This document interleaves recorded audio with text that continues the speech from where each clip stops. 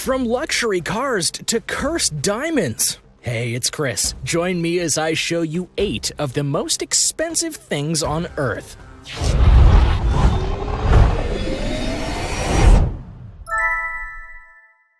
Number 8. Parking spot in Manhattan. If you drive to work or have to go into any big city, you know that parking can be a huge problem. Most places in the US, at least, will have plenty of parking available, and then, when you come home, you have a parking spot waiting for you at your house. But in New York, especially in Manhattan, that often isn't an option. New York City is a whole other ballgame. If you want to park, you either have to buy or rent a parking space. And that can be super expensive. How much we talking? Well, it depends on where you are in the city and within Manhattan. Back in 2007, the average price of a parking spot to own, for as long as you were there, was about $225,000. But since then, there have been multiple hikes in the price, to the extent that you can pay up to $1 million in parking spaces. To be fair, these are next to certain high-priced areas like 42 Crosby Street, and because of this, there's a lot of demand for the spot, and when there's a lot of demand, the price goes up. That's why many New Yorkers don't have cars and use public transportation instead. Number 7. 1962 GTO Ferrari. In terms of the most expensive car ever sold at an auction, that would go to the 1962 GTO Ferrari that was sold at RM Sotheby's on Saturday night as part of the Pebble Beach Concours d'Elegance. For the record, this was an auction that was flooded with top niche cars and rides, and yet this GTO Ferrari came out on top when it sold for $48.4 million, making it officially the most expensive car ever sold at auction. Now you might wonder, what makes this particular Ferrari so special?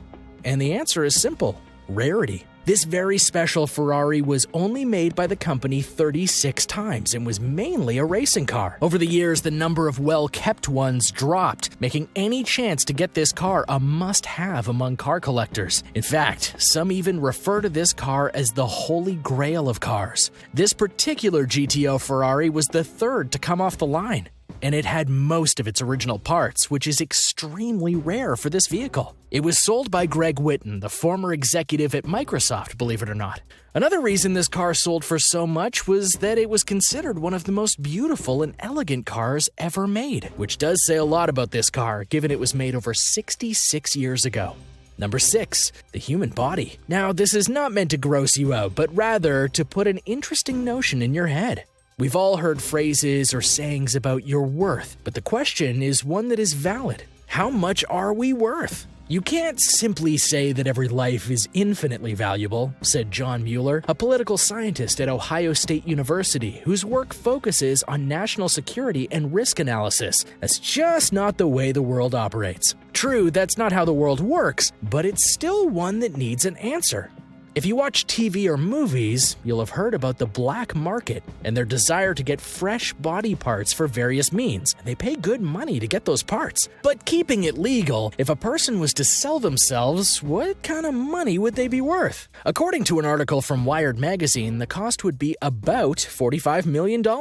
And to be clear, that's for everything that the human body has to offer. Not just your organs and your skin or your eyes, but your blood, your bone marrow, which is extremely valuable, on your very DNA, and everything in between. Of course, there are those who would factor in the life of a person being sold and would have the price go up even higher. But in terms of just components and parts, every person has a value, and it turns out it's a very high one. Number 5.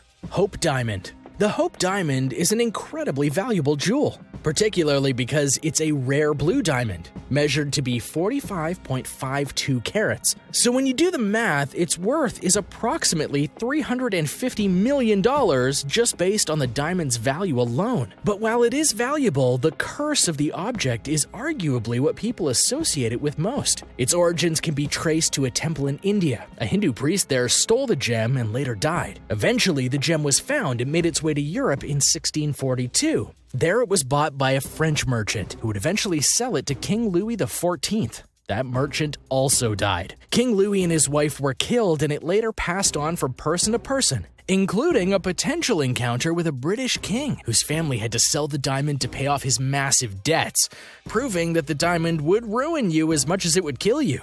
Eventually, it wound up in the hands of a man named Henry Thomas Hope, which is the person the diamond was eventually named after. Several owners followed after him, and more tales of death, insanity, and poverty came.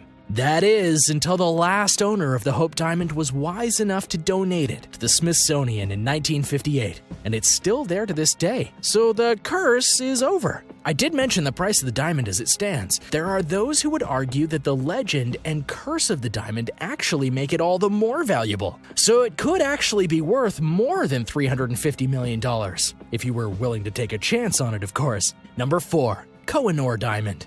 The Koh-I-NOOR is not only one of the most valuable diamonds in the world, it's one that arguably can't have a price put on it. Part of which is because of the controversy that continues to surround it to this day. The Koh-I-NOOR originated in India, or it's mostly agreed upon that it was mined there. It then disappeared until 1526, when the Mongols revealed that they had it.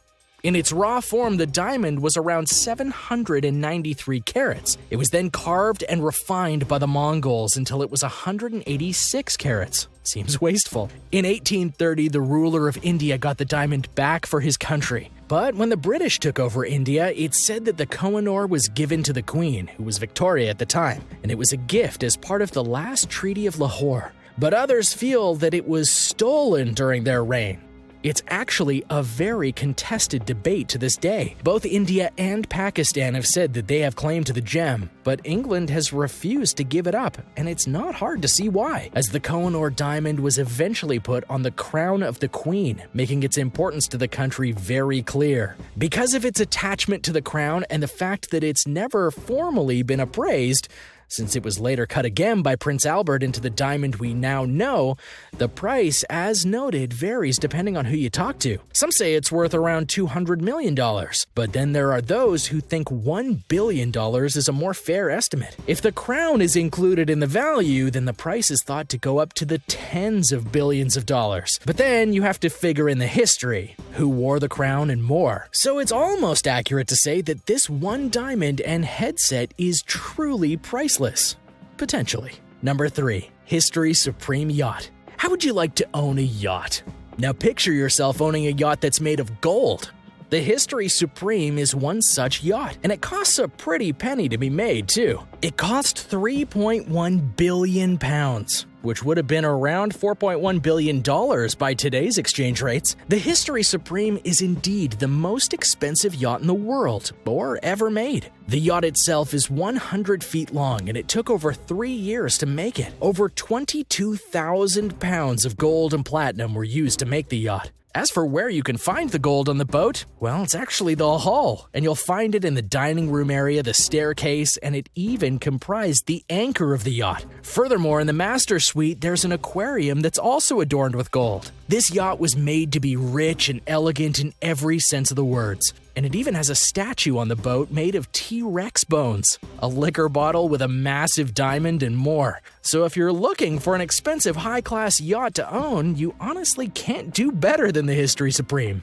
Number 2. Dallas Cowboys. Who doesn't love sports? And in the United States of America, football is king undisputed. The sport brings in hundreds of millions of viewers each season and sets records when the Super Bowl is watched most times. But in terms of the franchises that help make up the NFL, the Dallas Cowboys are the team that is worth the most. Jerry Jones, the owner of the Cowboys, is sitting on a franchise that Forbes details as worth $4.8 billion as of 2018. In case you're curious, the English football franchise Manchester United is just behind it with $4.123 billion in worth. And just to clarify, Man U doesn't play American football like the Cowboys. They play soccer. Soccer is called football all over the world except in North America, where we like to keep things just a little confusing. But why are the Dallas Cowboys so valuable? It's because of the brand name recognition. While the Cowboys haven't won a Super Bowl since the 90s when Troy Aikman, Michael Irvin, and Deion Sanders were there, they're still considered America's team. And many people root for them every single year. Then there's the name Dallas Cowboys. It invokes certain memories and feelings about the past of the NFL, where the Cowboys were one of the top dogs. Then there's the marketing. There's a show about how ladies become the Cowboys cheerleaders, the most famous cheerleaders in the world. Then there's the stadium Jerry World, where over 100,000 people can watch the Cowboys play. Add that to TV deals, commercials, and more, and it all adds up to the most expensive sports franchise in the world. Number 1. ABRAJ Al Bayt, Mecca, Saudi Arabia.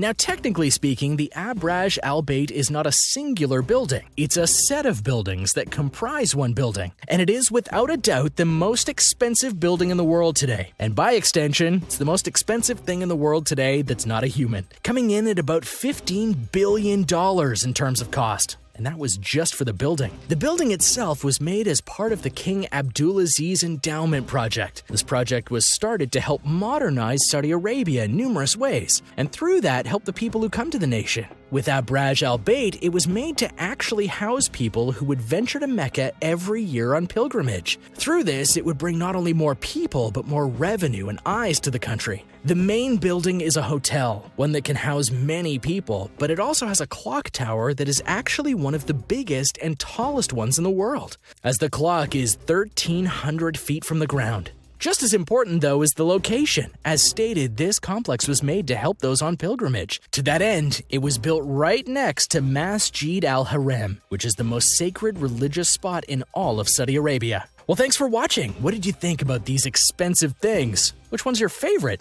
Kind of like my human body. Do you know some other very expensive things? Let me know in the comments below. Be sure to subscribe, and I'll see you next time.